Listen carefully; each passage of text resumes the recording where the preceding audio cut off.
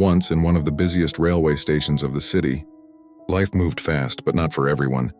Among thousands of rushing footsteps, there was one man who never moved forward, a beggar, sitting quietly near platform number 3. He wasn't old, but his eyes looked tired, as if life had taught him too many lessons too early. Every day he survived the same way, waiting for trains to arrive, and stretching out his hand with hope that anyone would drop a coin. But what he didn't know was that his life was just one single thought away from a complete transformation. One afternoon, as trains screeched and whistles echoed, something unusual happened. A well-dressed man stepped onto the platform, straight posture, sharp suit, and the confidence of someone used to winning in life. The beggar's eyes widened. He looks rich. Surely he will help me. With hope, he stepped forward and stretched out his hand. But instead of giving money, the businessman looked straight into his eyes and asked a question that felt like a slap from destiny. Do you always take from others? Have you ever given anything to anyone? The beggar froze. All his life, no one had ever asked him this. Sir, I am a beggar, he whispered. I survive by asking.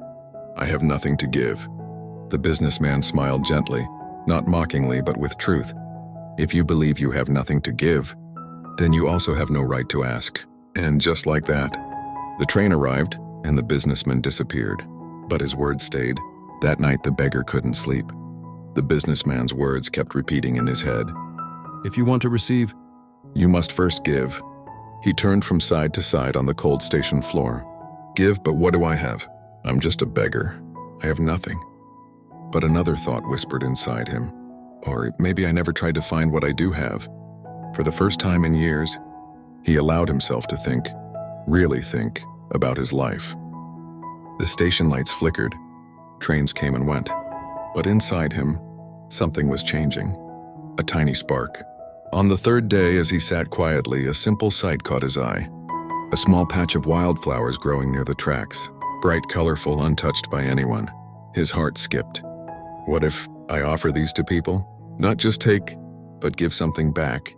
It was a small idea, but sometimes a small idea is enough to change a big life. He carefully plucked a few flowers and waited. The next person gave him a coin. He smiled, and a real smile, and gently handed them a flower.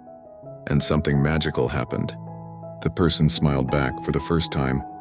The beggar felt something he had forgotten long ago. Days passed. He kept giving flowers, and people kept giving more money than ever before. He noticed a pattern. When he had flowers, people gave generously. When he didn't, the money dropped. He whispered to himself, people aren't giving to me. They're giving to what I offer. And then, destiny returned. He saw the same businessman sitting inside a train. Excited, the beggar ran to him. Sir, today I have something to give you. If you give me money, I'll give you flowers in return. The man smiled proudly and handed him money. You have understood the value of exchange, he said. Today you are no longer a beggar. You are a businessman. The train left. But this time the beggar didn't feel small.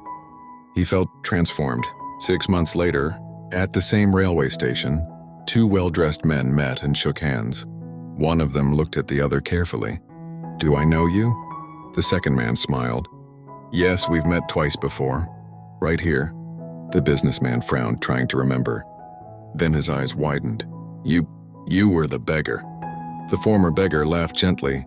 Yes, that was me. But today I run a successful flower business. I'm traveling to expand it. The businessman stood speechless. What changed? He asked quietly. The flower seller replied, my thoughts. You taught me that we only receive when we give.